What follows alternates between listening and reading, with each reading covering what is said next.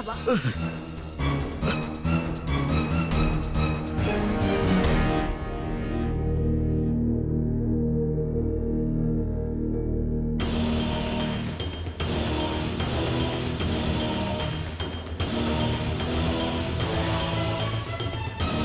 हसीना बी और फिरोज के लास्ट नेम सेम बा, मतलब उनके बीच कोनो रिश्ता बा। ई बाड़े इंस्पेक्टर फिरोज, हमार भाई। आप लोग इनका के ना जाने ले, बाकी आयान अच्छा तरह से जाने ले।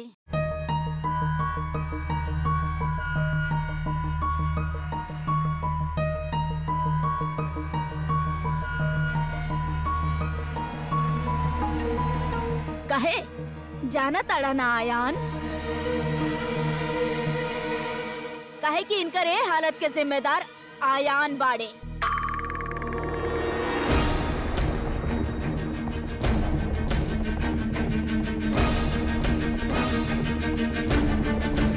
और हाँ, आयान मियाँ अकेले न रहले, इनकर केहू साथ देले रहे।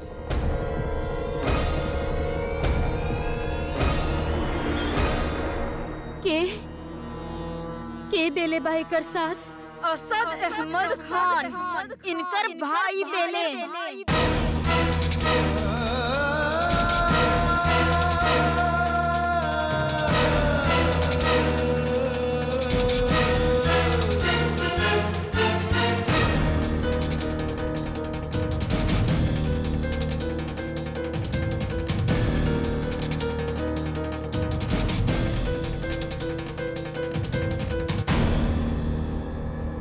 ई देखिए ये बात के सबूत।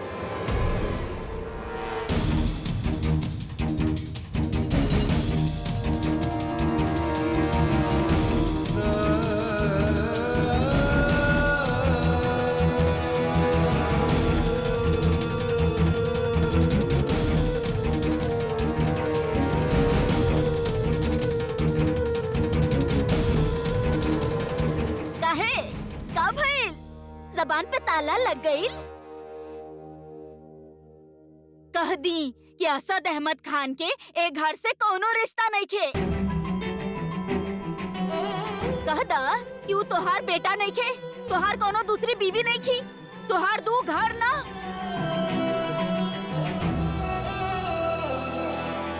इतना बड़ा बात हमसे छुपावल गई। बतावा रजिया, हम रिश्ता काहे ना तोड़ी, बतावा।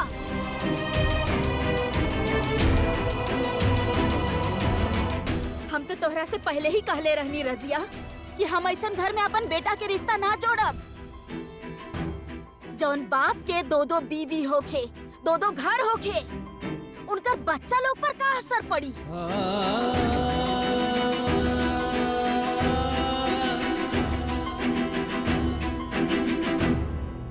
ऐसन बाप के बेटी हमार बेटा के का घर बसाई।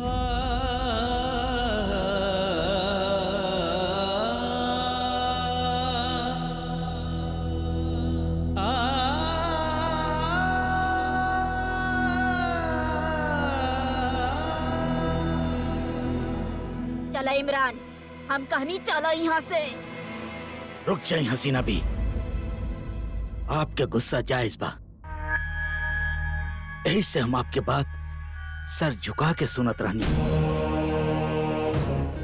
वरना बा खुदा ऐसन लहजा में बात करे वालन खातिर इस शहर के मौसम बहुत खराब हो जाइल करेला। ये बात आपसे छुपावे के एगो वजह रहे। अच्छा, तो का वजह हो सकेला ये बात छुपावे के? हाँ, हम तो असद अहमद खान के नाम लेके शिरीन और रजिया से पूछले रही।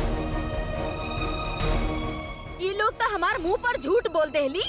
कहे पूछले रही ना रजिया।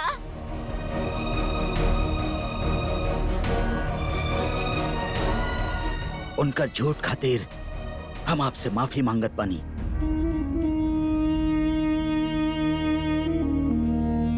लेकिन उन लोग के सच ना बोले के भी एगो वजह रहे। का कहती ही आपसे कि उनका जाने ली एगो ऐसन शख्स के जेकर घर में जिक्र तक ना होखेला। आप कहत बानी कि राशिद अहमद खान के असद से कोनो रिश्ता बा। गलत कहनी आप। राशिद के वो औरत से और ओकर बच्चा लोग से कोनो रिश्ता नहीं खे।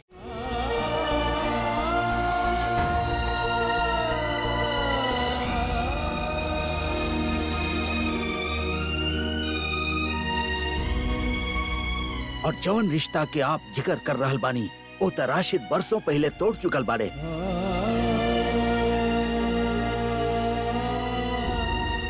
राशिद के ना वो घर से, ना वो औरत से, ना वो बच्चा लोग से कोनो रिश्ता बा, न कभी हो सकेला।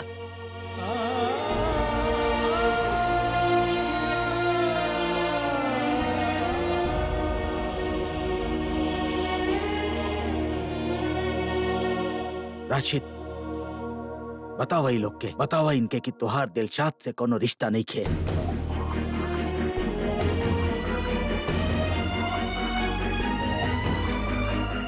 कि तू दिलशाद के छोड़ चुकल बाड़ा, उनका तलाक दे चुकल बाड़ा। बतावा इनका।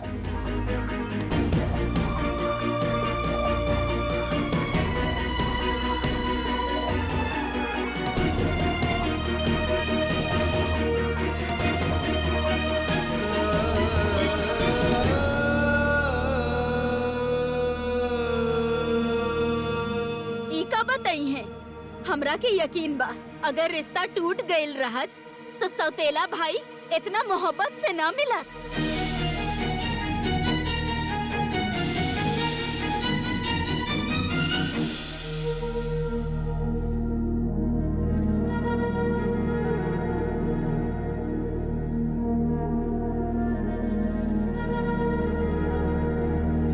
हमार वो घर से कोनो रिश्ता नहीं खे।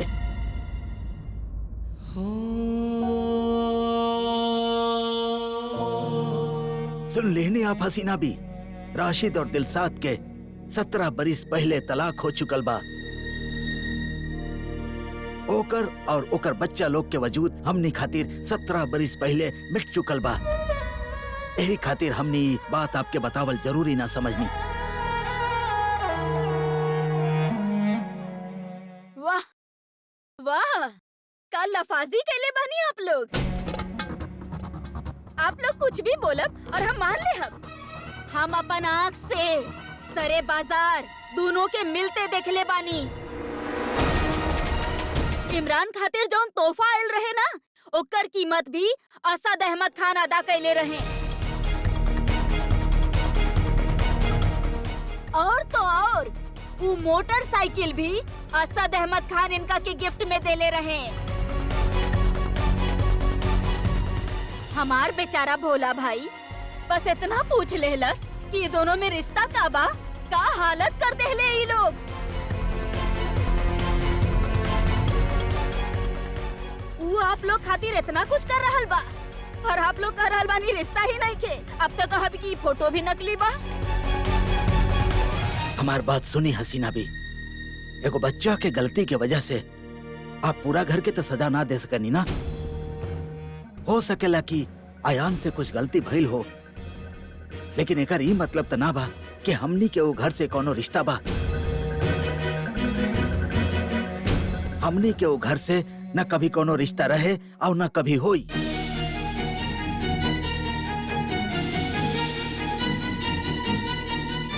हसीना, तू ना जाने लो दिलशाद कैसन जादू करनी बिया। वो तो बड़ बड़न के अपन जाल में फांस लेवेली। फिर आयान तो बेचारा सिर्फ बच्चा बा। जरूर दिलशाद ही असद के कहले होई कि आयान से नजदीकी बढ़ावे,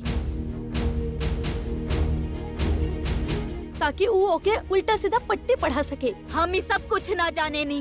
हम बस इतना जाने नी कि जौन आदमी के दू बीवी होके हम ऐसा घर में अपन बेटा के रिश्ता ना जोड़ सके नी।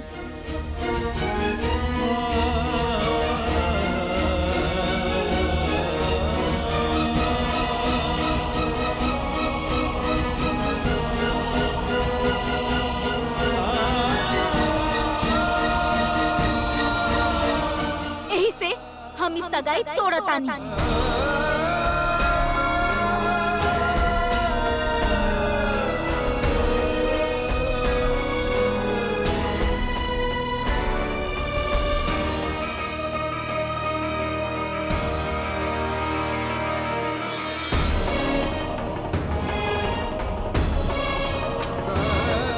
चल इमरान, हम कहनी चल, फिरोज के लेके आवा। हाँ चलो। आप लोग काहे खड़ा बानी, चलो।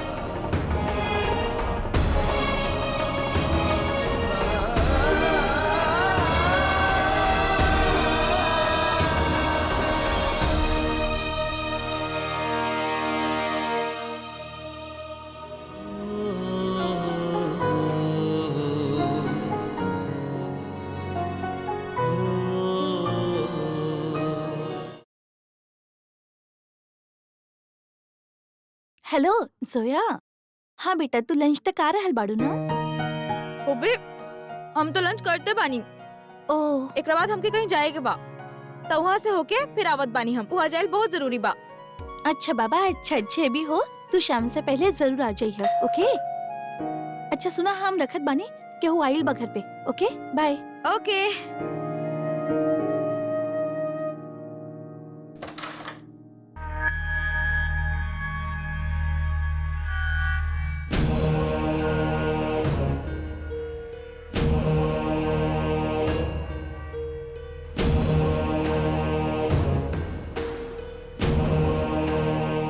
आप यहाँ?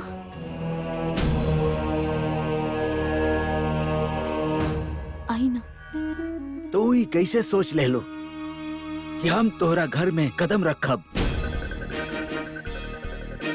दिलशाद, अगर हमरा पर बिजली भी गिरत होके ना, तो खुदा कसम हम तोहरा घर में पनाह लेवे खातिर ना आई। माफ करी, अगर आपके अंदर ना आवे के रहे तो यहाँ तक आवे के जहमत काहे उठें? हम खुद यहाँ ना आइल बानी, हमके तोहार साजिश यहाँ तक खींच के ले आइल बा। आज हम तोहरा खबरदार करे खातिर आइल बानी दिलशाद। तोहके आगाह करे आइल बानी कि अपना घर के, खास तौर पर अपन बेटा के काबू में रखा, ओकरा पर लगाम कसा। एक बार फिर से माफी चाहत बानी, मगर लगाम घोड़ा पे कसल चाली, शेर पे ना। तब फिर पिंजरा में रखा ओकरा, वरना बड़ा मेहनत और मुशक्कत के साथ है तिनका तिनका जोड़ के तू जे आशियाना बनौले बाड़ू, हवा के एक झोंका से बिखर सकेला। आप बोले का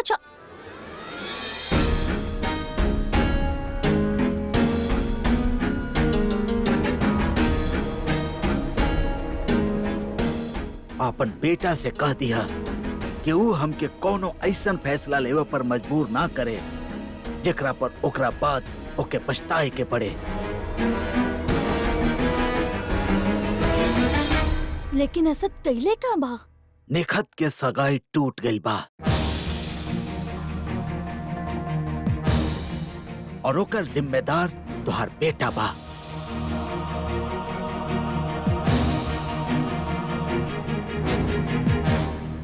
लेकिन एमे हम यहाँ बहस करे नहीं खी आइल, सिर्फ तो के खबरदार करे आइल बानी। असद से कह दिया कि वो आयान से कबो ना मिले, ओकरा से दूर रहे, वरना एक अंजाम बहुत बुरा होगी।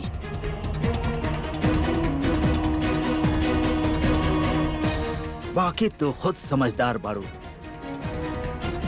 अच्छा तरह से जाने लू कि हम के बानी और का कर सकत बानी।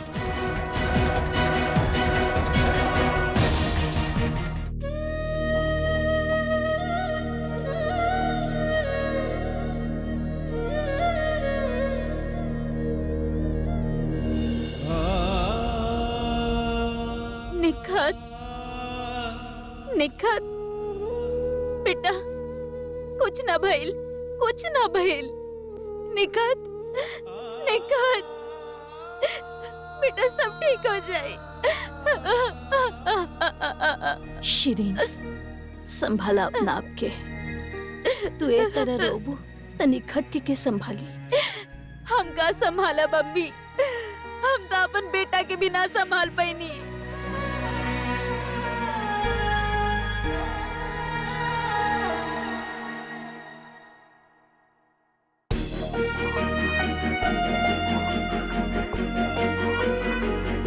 ई काहे आइल बाई यहाँ?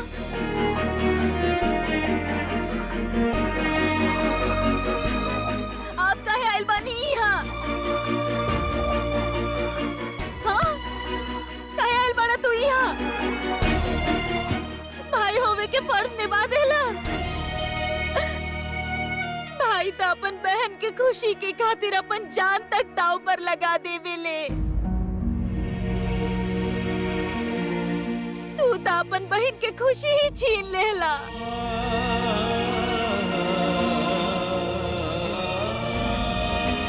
यार, ये रिश्ता टूटे के जिम्मेदार तू बाड़ा। तू सब कुछ बर्बाद कर देला। काहे? काहे?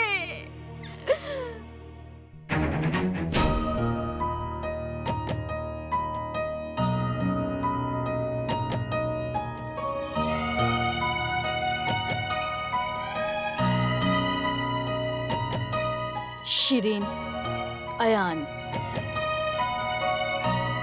मेरा के अब्बू तू लोगन के बुला रहल बाड़े।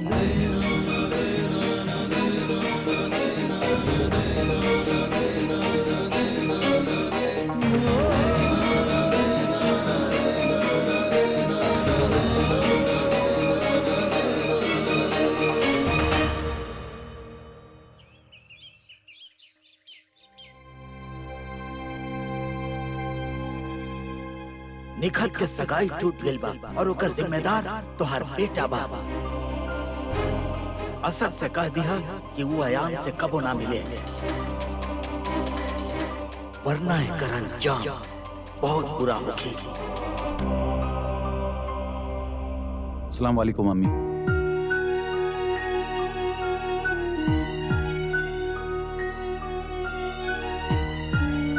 का भइल अम्मी? अम्मी का बात बा?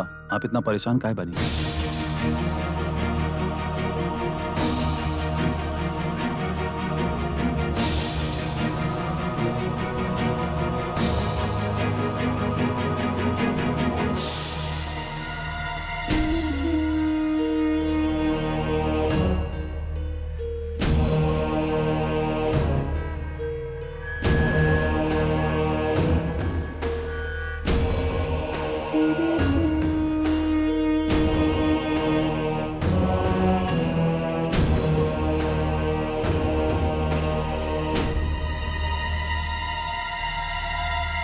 इस शहर में अफसर तो छोड़ा, मौसम भी बदले लाता।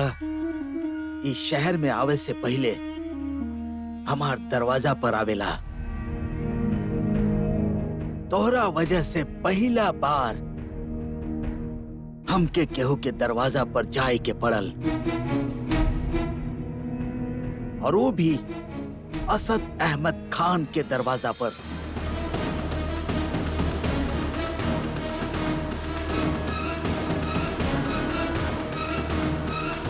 हम तोहरा से कहले रहनी ना कि असद से मत मिलिया, समझौले रहनी ना तो के कि ऐसन करल हमनी के खानदान के बर्बाद कर दी।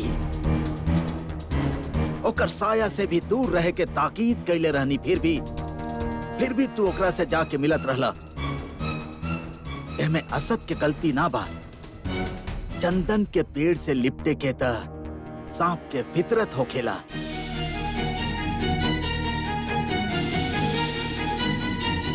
वो तोहरा सीढ़ी बना के हमरा तक पहुंचल चाहत बा ताकि हमनी के बर्बाद कर सके।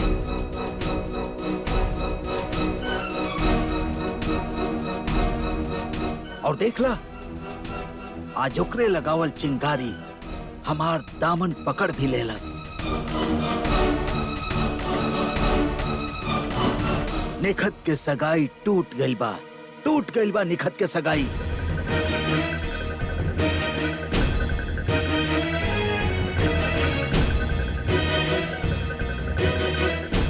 खैर, जे लोग आग से खेले लन्ना, एक दिन वो भी वही आग में जर जालन।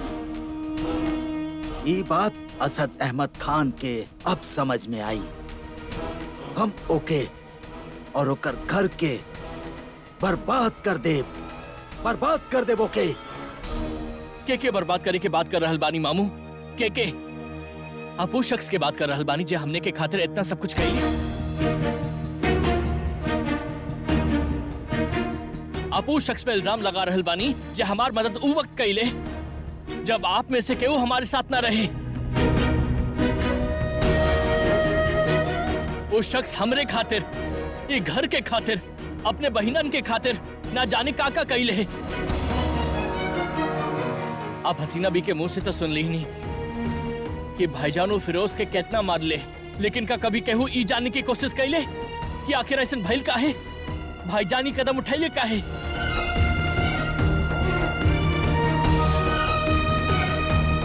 का आपके ई मालूम बा कि हसीना भी फिरोज के हमरे पीछा लगा के रख ले रहे? वक्त बेवक्त, जगह बेजगह वो हमार पीछा करते रहे मामू। और वो हमके हवालात में भी ले जाके बंद कर दिए ले।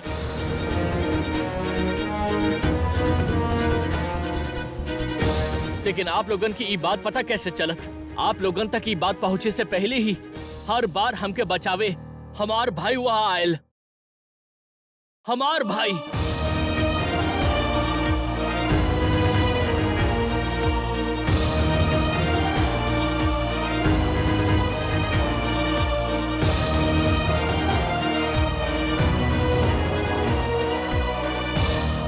हमने कभी केहू के न बतावनी कि हमने के रिश्ता का बा। भाई भैला के बावजूद भी हमने कभी एक दूसरे के भाई न कहनी। जानत बानी काहे? काहे के निखत के रिश्ता में कोनो अड़चन ना आवे।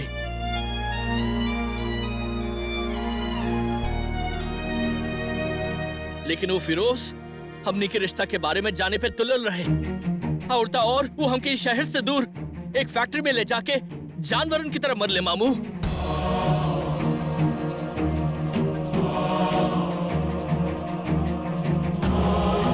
आपकी यकीन ना होत बाना आपकी यकीन।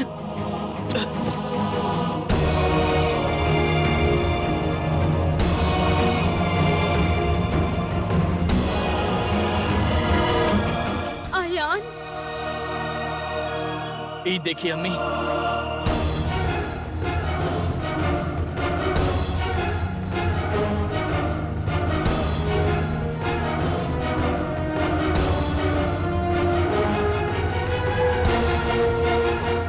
का भाई लब्बू, खून जोर मर लेना।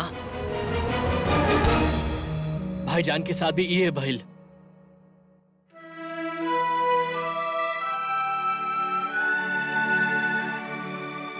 वो हमरे जिस्म में लगल हर जख्म के हिसाब फिरोज से ले ले।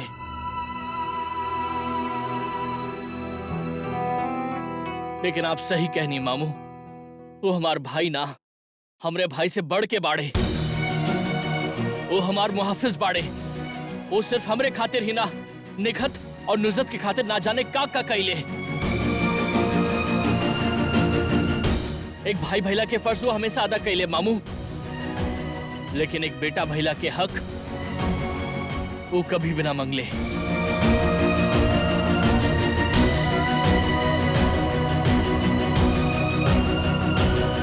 और आप हमारे ही सामने हमारे ही भाई के बर्बाद करे के बात करत बानी।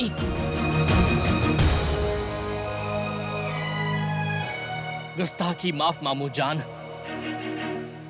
हमरे भाई के बर्बाद करे के तो दूर, आप उनके छू भी ना पाई हैं।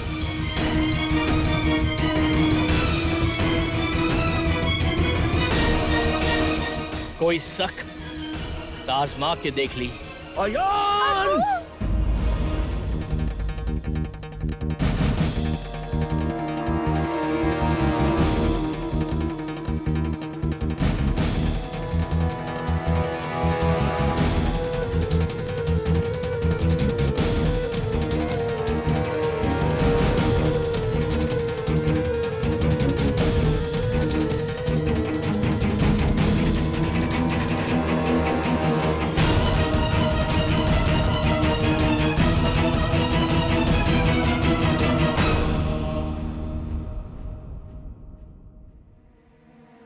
ये हाथ खिलौले बाड़े तोहके,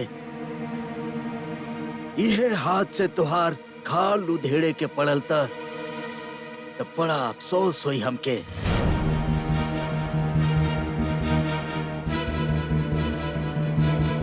ऐसे मजबूर मत करा हमके, मत करा मजबूर।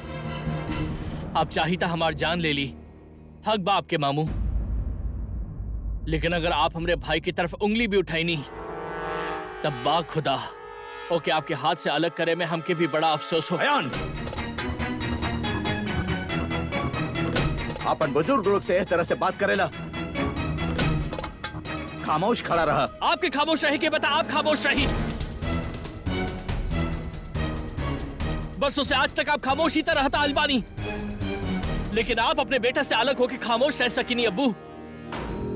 हम अपने भाई से अलग रह के खामोश ना रह।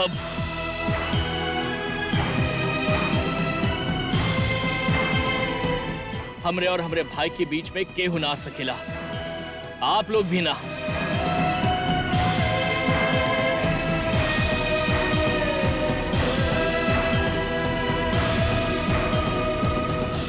देख रहल बाड़ू शिरीन,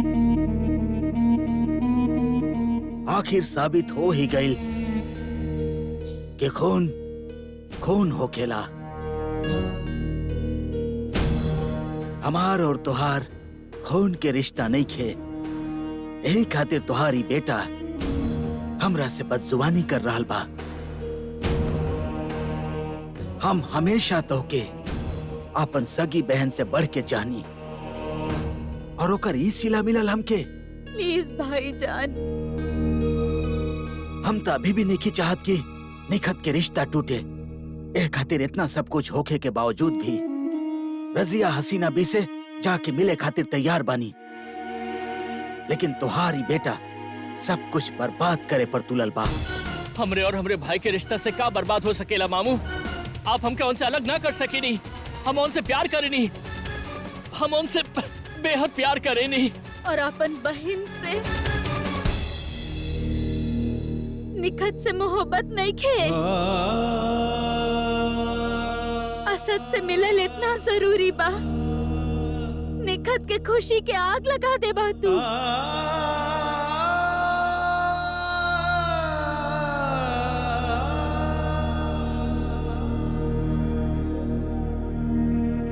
आयान, अपन अम्मी के जीते जी मार डालबा। आप ऐसा काहे कह रहल बानी अम्मी? और का कही, सच तई है बा। खुदा के वास्ते हमार बात सुना आयान। आपके मामू जान सही कह रहल बानी। हमार भाईजान हमनी के सच्चा खैर ख्वाह बानी। और आप जौन घर के वजह से उनका साथ बदतमीजी कर रहल बाड़े, बदजुबानी कर रहल बाड़े इतना देर से, ओ घर से आपके कोनो रिश्ता नहीं खे।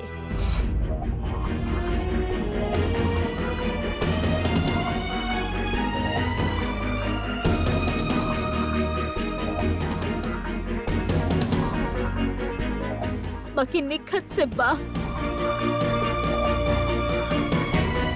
आप सुननी ना, भाभी अभी वो हसीना भी से बात कर सकेनी, वो अभी हमनी के निखत के रिश्ता कर सकेनी।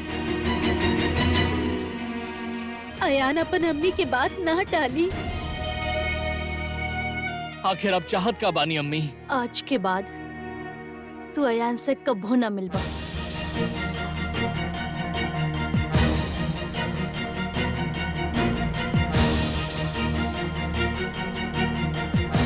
हमके पता बा आज तक तू ऐसे छुप छुप के मिलत आई बाड़ा, लेकिन अब और ना। वादा करा कि तू अयान से फिर कबो ना मिलबा।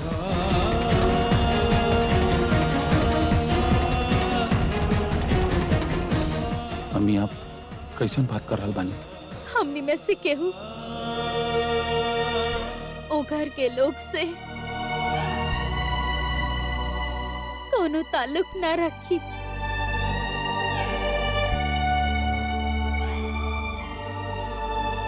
शिरीन, अयान के जख्म के देखे के बाद भी तू ऐसन कर रहल बाड़ू।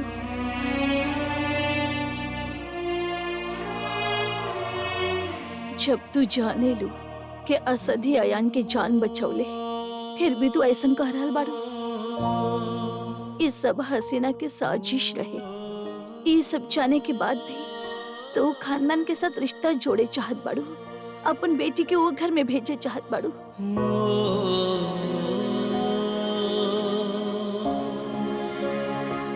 राशिद, तू भी तो यह चाहत रहल ना कि ये रिश्ता ना होके, फिर अब काहे ना?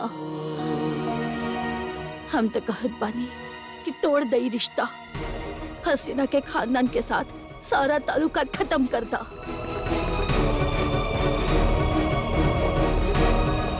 ऐसन कौन सा वजह बा जे हम ऐसन घटिया खानदान के साथ रिश्ता जोड़े खातिर मरे जा रहल बानी? का हमार कल काफी ना बा कि तो की वजह भी जाने की जरूरत बा? अम्मी, हम आज तक आपके कोनो बात ना टल ली, लेकिन एकदम से आपसे क्यों कुछ कहले बका? केहू हमसे कुछ कहले होके चाहे ना कहले होके, हम तो से कह रहल बानी, आज के बाद तू अयान से ना मिलबा।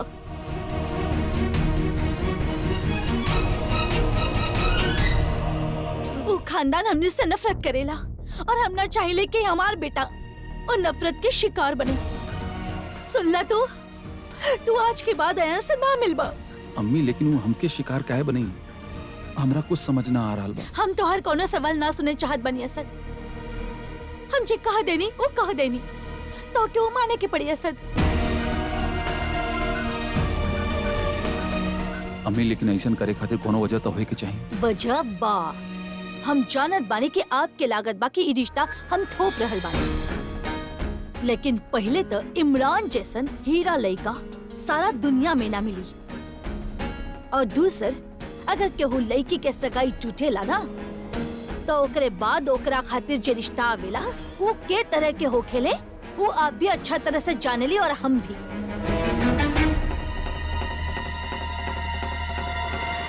निखत के अलावा ये घर में 2 को बेटी और भी बाड़ी, जिल्लत के छींटा वो लोग पर भी पड़ी।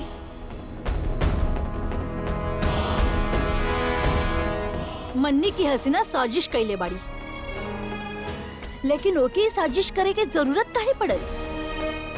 सच त ई बा कि हम कुछ छुपावत रहनी, हम नहीं खोट रहे। खैर, अब हमनी के हसीना के इत्मीनान दिलावे के होगी कि हमनी के असद और ओकरे घर से ना कोनो रिश्ता बा और ना कोनो रिश्ता रही।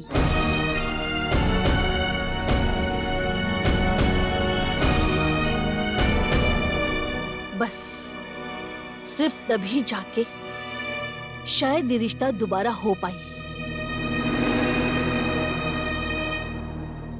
ये रिश्ता हो के रही भाभी।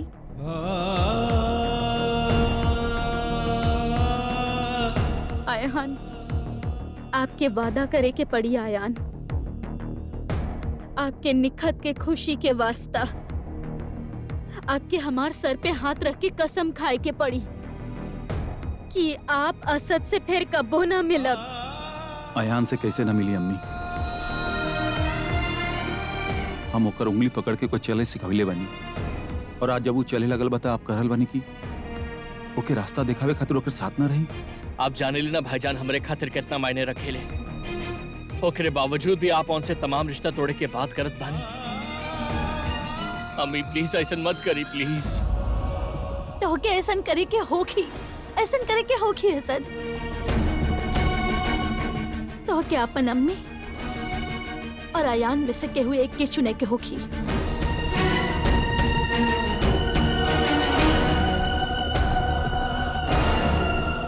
बोली बोली कि आप वादा करता नहीं, आप असद से कबो भी ना मिलब।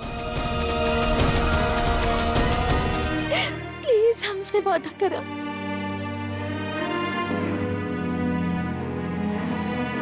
अम्मी, का आप भी वादा कर सकेनी कि आप जनाब राशिद खान के बारे में कभी ना सोचबू?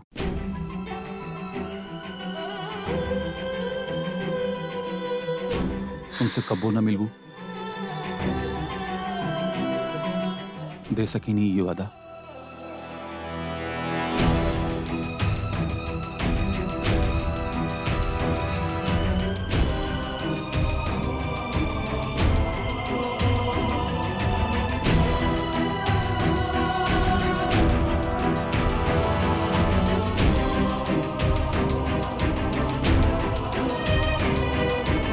ठीक बा, हम वादा करत बानी कि हम आज के बाद राशिद से कब्बो ना मिला। जे काम हम 17 साल में न कर पाई वो अब करब, अपन जहन से, अपन दिल से, अपन ख्याल से भी उनके निकाल दे।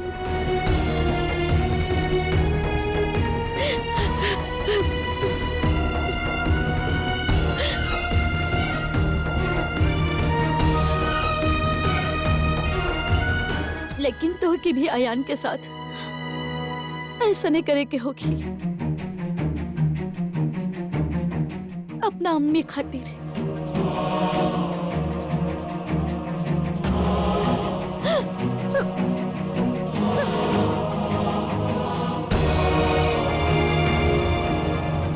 बोली कि आप वादा करत आनी आप असद से फिर कबो भी ना मिला।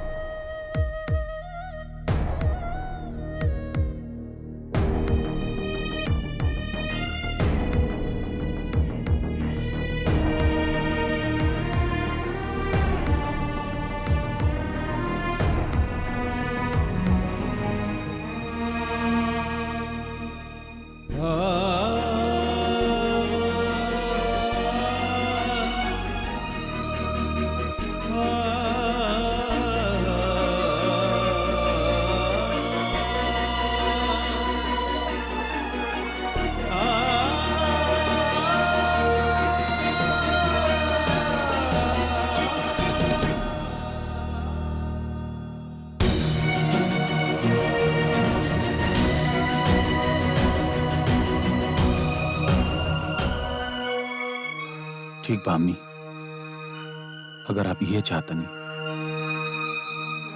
तो हम वादा करत बानी कि हम दोनों आज के बाद कभी ना मिलब, कि हम अपन भाई से कब्बो ना मिले। कभी भी ना मिलब।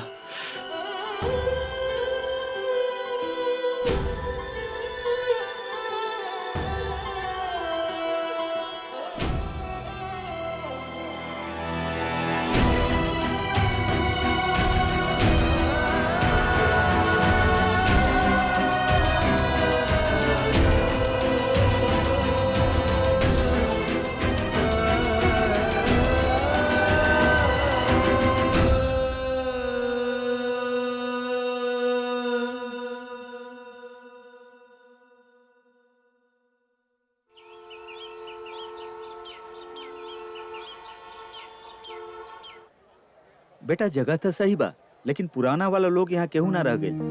20 बरिस पहले वाला लोग सब जा चुकल बड़े इलाका से। अब तो बस सब नया घर बसल बा यहाँ। शुक्रिया।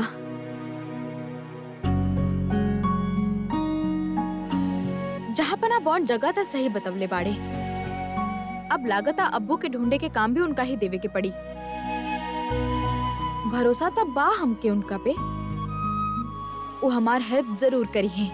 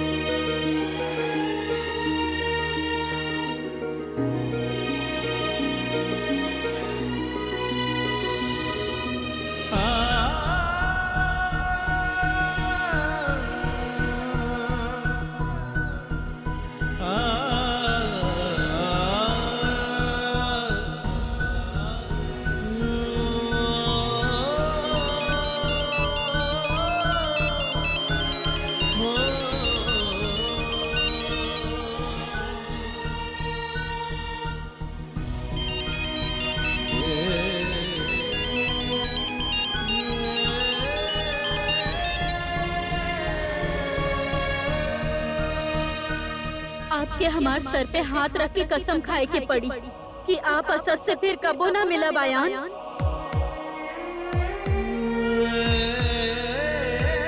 तो क्या अपन अम्मी और अयान में से के हुए एक चुने के होगी।